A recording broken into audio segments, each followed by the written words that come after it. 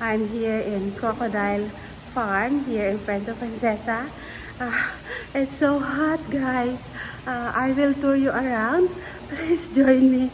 Hello everyone, so this is the viewing area. So dito po sa lobby, you can take pictures, but please, Kargahin no daw. flash. Kargahin And daw. take pictures po. Maliliit pa lang naman to eh. Hand off for safety na lang po pala, sorry. Sige po, pasok na po sa loob. Mga baby crocodile to. Yes ma'am. Wala akong flash ha. Nagbibideo ako pero wala akong flash. Ay, bawal daw dumungaw eh. Hindi ba sila may istres pag mag-inay? Oo. Quiet, quiet. Mga baby yata to. Yeah. Mga juveniles po. Ay, lamang ang... Mga 1 to 5 years old po nandito po sa loob. Oh my God. Bakit ako iyan? Ah, this is the baby crocodile. Uy, bawal dumungaw. Hands off, please, said, please. Freshwater crocodile.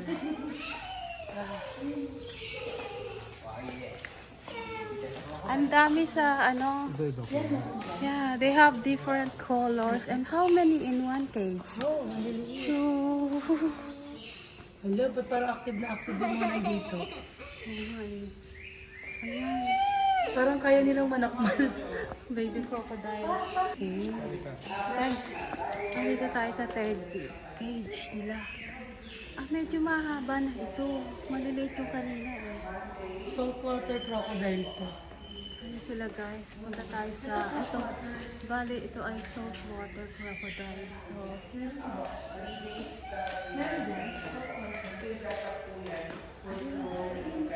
nandun sa saltwater. Guys, ang dami nila sa bawat kulungan. Ay, ito, mas malaki sila. Malaki na ito, oh. Pero they're still Freshwater considered baby crocodile. Freshwater Kasi crocodile. the other side yung mga malalaki na. Guys, bawal daw kasi dumungaw eh. Nang medyo malapit. Tumatalon daw yan. Tumatalon daw eh. Kasi ang po na po sila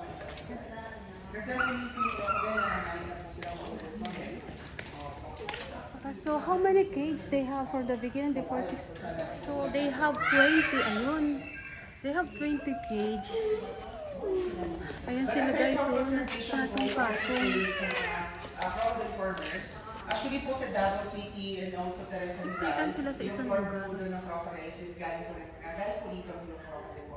So, Ito ginawa yung po pang-tent nila. Binibreed po nila yung mga crocodiles. Ino-culture po nila. And then, kumakatay po sila. Mas malaki na ito guys. Malaki na to. Dinadala po Malaki nila na to. ng So, lipat tayo sa kabila. Tayo po, malaki naman po. Ha? Ay, dito na tayo sa malalaki. Aside from viewing, so nagsiserve din po sila ng mga crocodile inom. Like crocodile Saltwater. meron din po silang short. Yung ice cream, yung sea crocodile. Ala, nakanganga pa yung isa oh.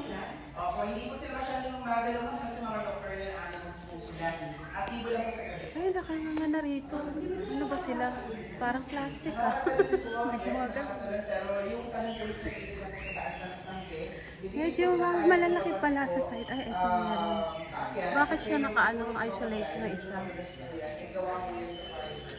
Crocodiles actually they have 5 fingers but they only have 3 legs. So hindi ko na nila kaya po. Meron din dito, pa isa-isa. Po dito, ginamit naman po siya sa breeder. Kaso nga lang po, may case na pinapatay na po kasi again because of territory na din. So, lilipat po siya dito sa Laki ng breeder. crocodiles guys. So, ingatan daw ang cellphone. Hindi nakakatalon? Hindi ma'am, hindi pa. Bali kasi ano, nasa first taas crocodile po kami. yung right side, siya po ay si Aklan. Isa po siyang lalaking saltwater crocodile na nasa 60 to 70 years old at may haba ng 16 feet. Galing po siya ng Aklan. Dinonate po siya dito sa Palawan noong 1989. Hindi na po kasi siya kayang alagaan. But again, that crocodile po is one of the best breeder. But now, aside from his not productive, hindi na po masyado na po kasi siyang matanda. So lilipat na rin po siya dito and he killed other crocodiles. Ah, ganun. Next crocodile po niya left side, siya naman po si Mar, nasa 30 to 40 years old, 14 feet. And captured from the wild noong 2011, naka-atake at nakapatay po yan ng isang mangingisda. Pero hindi niya naman po kinain yung mangingisda. Pangit na po kasi yung lasa. Ilan ng taon na yan? Let's talk about the everyone. So this is Makmak City. Siya po ay nasa 70 to 80 years old. At may haba po na 17 feet. Ah, nakalubog. Parang hindi tayo nakatake sila.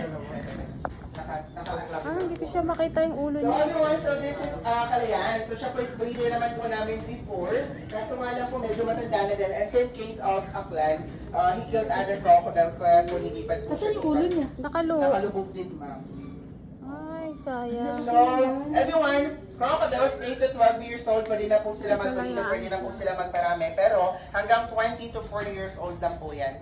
So pag medyo matanda Pag na, ganyan, hindi na sila pwede mag-breed. hindi na po. Kaya po nandito Gusto mo ng cellphone? For educational purposes na lang. Nakuha ng cellphone to eh. 100 pounds. Oh. So this is the freshwater crocodiles, the Philippine crocodiles po na nasa 5 to 7 years old.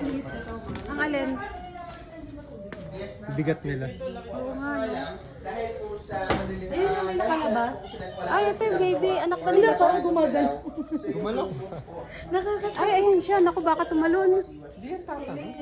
Mataas. Ayan po ako sa ilalim. Wala naman, ma'am. Kasi may proper din naman po yung paglilinis sa area. Opo.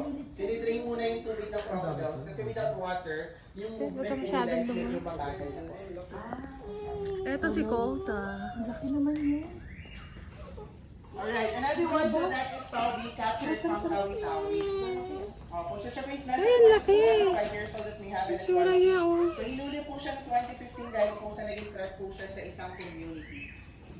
And last crocodile po in your left side, siya naman po si Pinay, nasa 10 to 15 years old. Ayan po. Pinay, sino yan? Saan siya? Ayan po siya, ma'am. Ayan. Ano pa nga?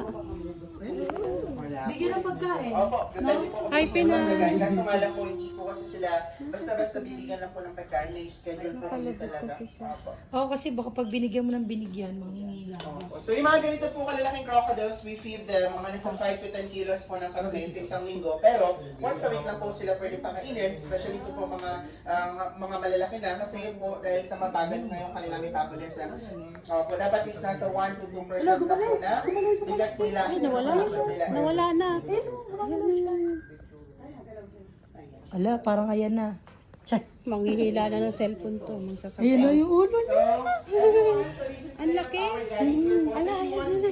Ayun na. So yun po yung nature park. So meron pa pong other wildlife. Ang galing na. Rattle house, we have snakes and turtles. Dito po sa Nakakabilib kabila yung naman, crocodile guys. hole. Dito Sobrang po gusto po nakakabilib. magpa-picture with crocodile. Ang ganda talaga rito. Oh, sa Rattle house, palawan. ma'am. Ayan, dyan, nandyan siya eh. Uy, bawal daw sila ma-stress. Kaya all time medyo may maingay. Yan si Parang Pinay. sama ng tingin niya sa akin. Parang gusto niya kanin kagate. Hindi sila nakanatin dito. dyan? Hindi, ma'am. Ma'am, magbabalik po kailangan. Nung nandito sa wild na sila, wala silang history na nakakatake ng mga police. Wala. Uy, bakit tayo nandito? Ano? Yes, daw dyan. Isa pa sa kinakakatakutan. Uy, ay Diyos ko. Ay, nalagay niyo yung ulo niyo dun. Ayun, makakain na talaga kayo. Ayun, wala na ulo. Ayun, Rosed. Ay, ito yun, crocodile farm. Wala naman, safe naman dito, di ba?